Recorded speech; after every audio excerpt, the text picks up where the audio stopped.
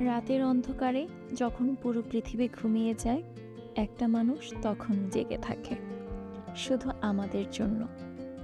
সে কখনো বলে না তার কষ্টের কথা, কখনো দেখায় না তার চোখের জল, কারণ সে জানে তার কষ্ট দেখলে আমরা ভেঙে পড়ব। সে হলো মা। আমরা যখন অসুস্থ হই, মা সারা রাত জেগে থাকে, কিন্তু মা অসুস্থ হলে আমরা কি কখনো তার পাশে এভাবে থাকি? কেমন লাগছে এখন বাবু? কিছুটা আরাম পাচ্ছো? হ্যাঁ মা, একটু ভালো লাগছে। আমরা যখন একটু দেরি করি, মায়ের চোখে ঘুম থাকে না, কিন্তু আমরা কি কখনো বুঝি তার সেই অপেক্ষার ব্যথা?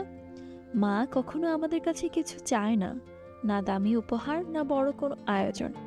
শুধু চায় আমরা একবার বলি, মা তুমি খেয়েছো?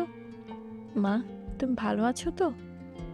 আজ মা দিবস, কিন্তু সত্যি বলতে মায়ের জন্য কোনো একটা দিন যথেষ্ট না।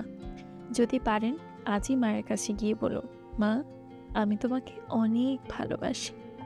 কারণ হয়তো একদিন এই কথাটা বলার সুযোগ আর থাকবে না। পৃথিবীর সব মায়ের জন্য অগাধ ভালোবাসা আর দোয়া। শুভ মা দিবস।